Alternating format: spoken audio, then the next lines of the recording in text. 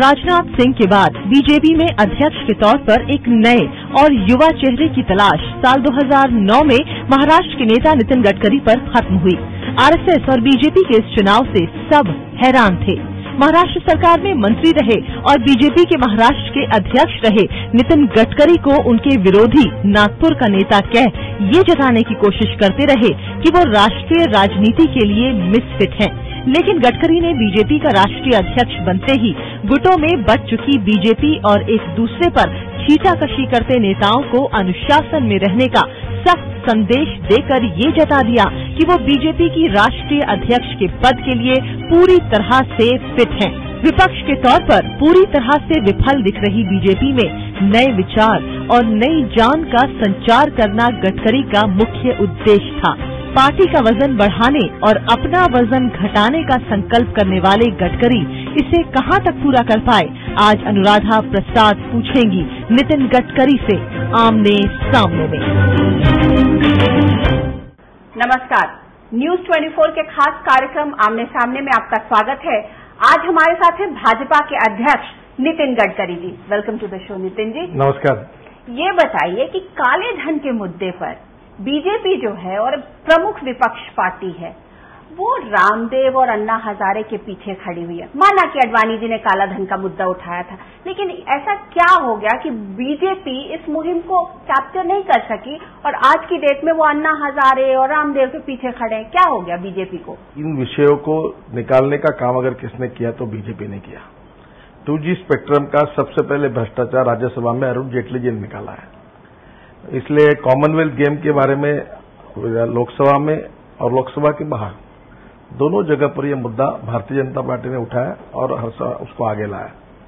मुझे ऐसा लगता है कि इसके कारण इतनी जागरूकता लोगों में हुई और लोगों के मन में यूपीए सरकार के प्रति इतनी चिढ़ पैदा हुई कि जो नॉन पॉलिटिकल लोग थे उनके मन में भी जो क्रोध और एक मन में जो क्रोध की भावना तीव्र हुई, उसके प्रतीकात्मक रूप से फिर अनेक लोग उसमें आगे आए और उसमें से फिर रामदेव बाबा का आंदोलन खड़ा हुआ, अन्ना हजारे की मूवमेंट खड़ी हुई। ये स्वाभाविक एक natural spontaneous reaction of the society है। अगर आप कह रहे हैं कि आप लोगों ने शुरू किया और इसको उठाया, माना रामदेव और अन्ना हजारे आज की डेट में उनका चेहरा सबसे आगे, बीजेपी पीछे। देखिए, सवाल ये है कि देश में काला धन नहीं, लेकिन इसका पॉलिटिकल माइलेज तो आप उठाएंगे ना? नहीं, देखिए, इससे as a political party how can you deny it? देखिए, मैं आपको पहली बात बताना चाहता हूं कि हर चीज को राजनीतिक दृष्टिकोण से देखना उचित नहीं है। कुछ चीजें ऐसी होती है कि जो देश के लिए उससे भी ऊपर उठकर होती है। हम एक इंडिपेंडेंट पॉलिटिकल पार्टी है। ये जरूर है कि हम चुनाव लड़ते हैं, पर चुनाव लड़ना और राजनीति ये हमारा आखिरी मकसद नहीं है। न रामदेव बाबा राजनीतिक पार्टी है, न अन्ना हजारे पार्टी है। लेकिन ये एक सामाजिक आंदोलन है, उनको करने का अधिकार है और उनने करने से न कोई हमारे ही नुकसान हो रहा है और हमारे करने से न और किसी का नुकसान हो रहा है। ये आप कह रहे हैं कि ये राष्ट्रीय मुद्दा है और राष्ट्रीय, बिल्कुल सही बात है कि राष्ट्रीय मुद्दा है, तो फिर आप कांग्रेस से मिल बैठ के बात कीजिए, क्योंकि अगर राष्ट्रीय मुद्दा है तो फिर तो दोनों पार्टियों को, मेजर पॉलिटिकल पार्टीज को इस पे एक साथ आना चाहिए। तो इसमें अड़चन क्या है? आप पहल कीजिए ना। आपने पहल की कांग्रेस से बात करने की या सरकार से बात करने की? देखो, कांग्रेस पार्टी भ्रष्टाचार से लिप्त है। इस देश में डकैत लुटेर जैसे घुसते और देश को लूटते हैं, वैसे डकैत और लुटेरों जैसा काम कांग्रेस पार्टी कर रही है। 1,76,000 करोड़ का घोटाला हुआ जाए 2G स्पेक्ट्रम में, ये मैं नहीं कह रहा हूं, ये संविधान में हमारे जिस संस्था को मान्यता है वो CAG कह रही है। कॉमनवेल्थ गेम में 70,000 करोड़ का घोटाला हुआ है। कांग्रेस पार्टी बोलना नहीं चाहती। मुझे बताइए, सुप्रीम कोर्ट ने कहने के बाद नाम जाहिर नहीं करना चाहती। इसका कारण ऐसा है कि जो भ्रष्टाचार करे वो नाम कैसे आगे लाएगा? जिसका मुंह काला होगा वो अपने नाम कैसे जाहिर करेगा?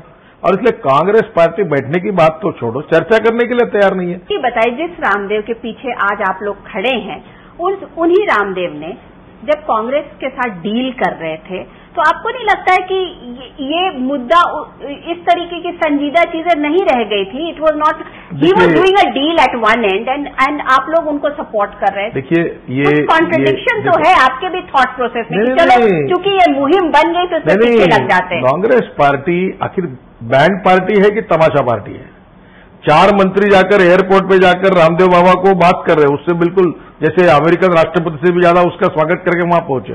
और इधर इनके पार्टी का एक नेता कह रहा कि वो ठग है। मैंने माना इनमें कोई कॉर्डिनेशन है। कांग्रेस और रामदेव के बीच में जो कुछ देखो, आपको एक लेकिन मैं वो पूछना चाह रही थी, बीजेपी एज अ पार्टी उनके पीछे आज खड़ी है, तो बीजेपी को भी तो ये सारी बातें पता है, तो है नहीं सबके सामने, देश के सामने ये सब हो रहा था। एक बात मैं आपको क्लियर कर देता हूँ, वो रामदेव बाबा हो या और कोई भी हो, कल कम्युनिस्ट भी है, किसी प्रकार के भी लोग हैं, लोकतंत्र में निहत्थे लोगों पर, निरपराध लोगों पर, जो केवल कालाधन वापस लाओ ऐसा कह रहे हैं, जो ये कह रहे कि देश से भ्रष्टाचार मिटाओ, ऐसे लोगों पर जो हल्ला किया गया पुलिस के द्वारा और इस प्रकार से उनको घेर कर महिला पुलिसों को जिस प्रकार से मारा गया, रामदेव बाबा ने कहा मेरे कपड़े उतारे गए और उनको पीटा गया और आखिर वो महिला के कपड़े पहनकर वो बाहर निकले। ये सब जो तमाशा है, क्या इस देश में लोकतंत्र में भ्रष्टाचार के खिलाफ बोलने वालों को इस प्रकार से पीटा जाएगा, महिलाओं को, बालकों को कुचला जाएगा? और जो इस घटना के खिलाफ हम बोले, देखिए पहली बात मैं आपको, बीजेपी इतनी सस्ती और चिल्लर पार्टी नहीं कि पॉलिटिकल माइलेज मिल रहा है दौड़ जाओ फिर आओ हिसाब करो।